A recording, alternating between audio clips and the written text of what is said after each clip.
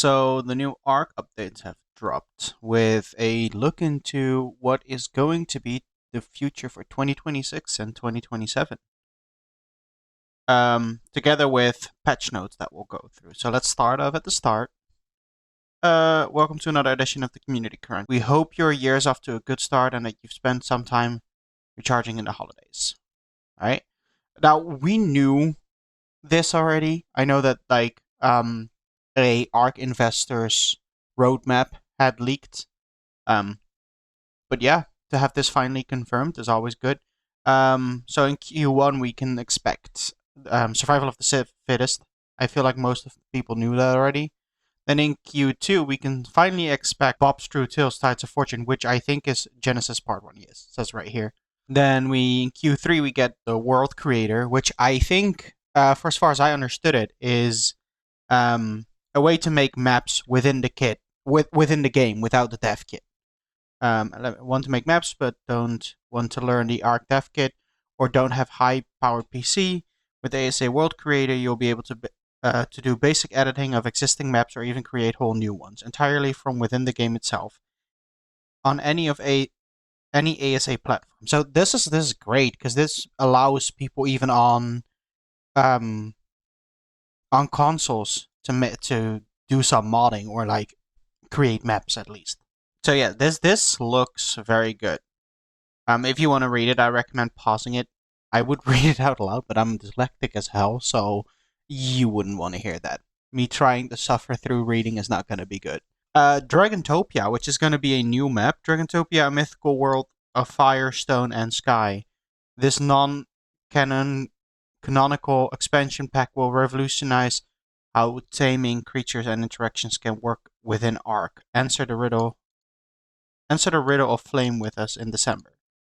Okay, so this looks good. I'm curious to see what this will turn out to be. I'm always welcome to a new quote-unquote official map, even if it's not, a story map.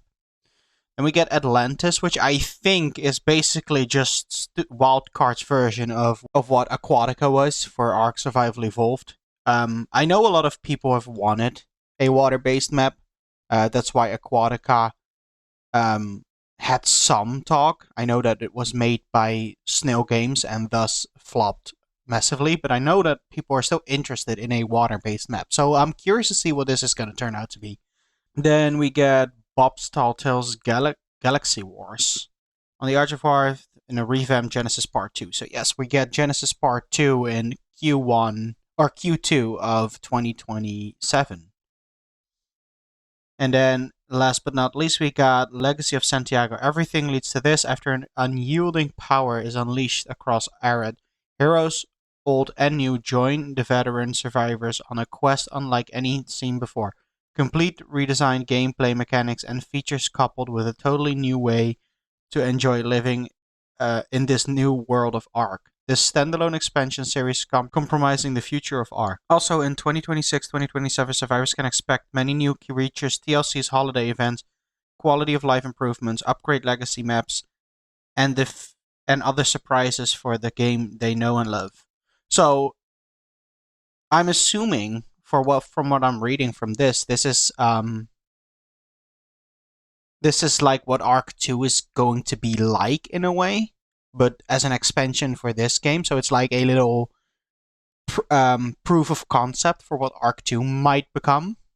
So that's pretty cool. I'm curious to see what this will entail.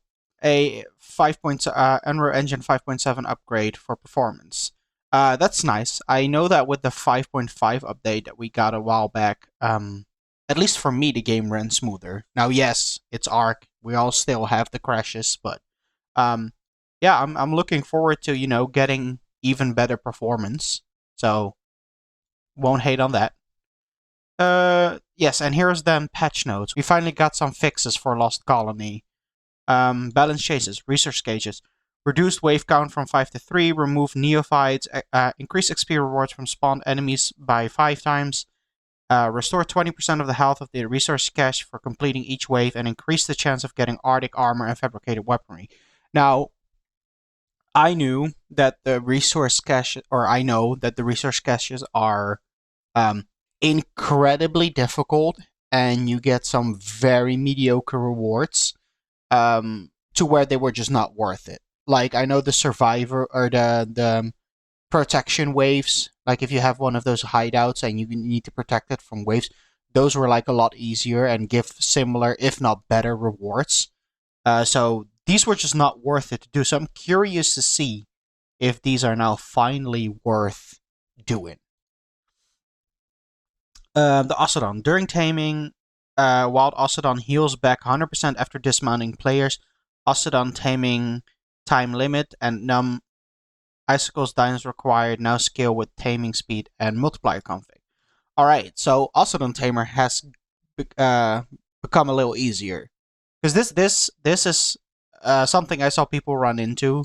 Like you need to knock it out 4 times, right? Get it to be dizzy or like halfway through knockout, and it would never regain health. But it would fight other creatures in the meantime, basically causing it to almost die or die in certain occasions when trying to tame an Ocedon, which of course is no fun. So it healing back to 100% health after dismounting is great. Um, Ocedon taming, time limit, and cycles required now. Okay, yes. This is also great because the Ocedon was basically just ignoring um, taming multipliers, right? Like if you play on an official server on a non-official server, the taming would be the exact same and the exact same time and the exact same difficulty, which defeats the purpose of scaling it. So that's good. Fabricated crossbow. Increase fabricated crossbow damage in sniper mode by 33%. I saw this. Like, this. Wasn't it that the sniper mode did the same amount of damage as the normal mode? It just, like, shot further or something, confusing people. So, this now finally doing more damages is great. And the base durability by 50%. This was very necessary. Because, like, in the shotgun mode, I think you could shoot 10 shots with a basic crossbow, and it would just be broken.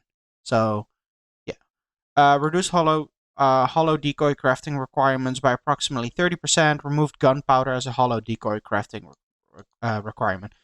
I did not know this was an issue, or like I've not seen people complain about this. But hey, it's cheaper, it's better, and I think they're pretty useful things. So hey, that's always good. We'll take improvements. Bug fixes. Fix the case where player inventory would visually disappear after teleporting away with a thrall. Speculative fix for players being unable to access terminals on the LC map. Aureliac Skygate no longer blocks projectiles. Aureliac fixed. So I'm not gonna lie to you. I didn't really focus too much on any issues going on in this map. Um, crashes for servers and crashes and stuff. That's always nice. Those I have encountered, but apart from that, I haven't encountered um many problems on the map. Luckily, apart from beaver dams can now spawn on the LC map. Okay, this is great because those didn't spawn first, so this is a good fix. Is there anything about this modus overspawning like crazy? This modus mini boss will no longer stretch dinos and thralls when picked up. This modus mini boss? Is there something I missed? Improved Lost Colony spawn points. Um, I know that the easy spawn points were not that easy, so maybe that's what they're referring to. Like, I know that I think they removed Spinos from start area, so maybe that's a fix in here, or that is what they mean with this. But I don't know. Let me know if you notice any different from the spawn points.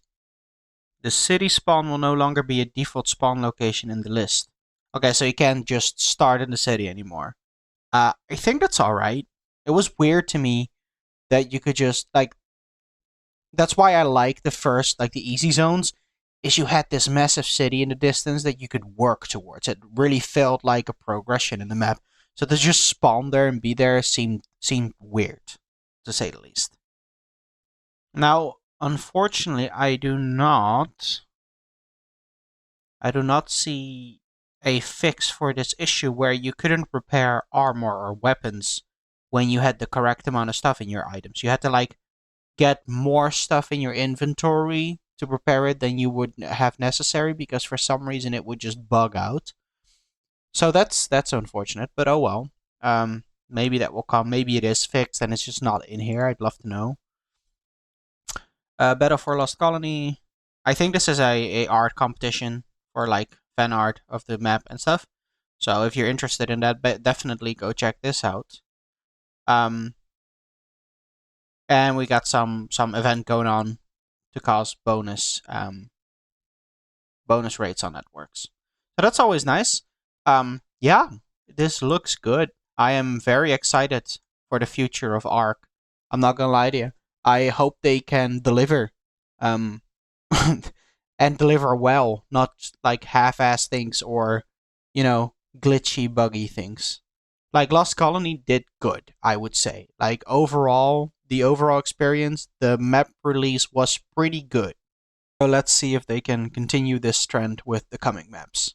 Like, it's never going to be perfect, unfortunately. We've grown to get used to that. So, yeah. With that being said, this was a quick update of the this was a quick update of ARK's future, and I'll see y'all in the next video.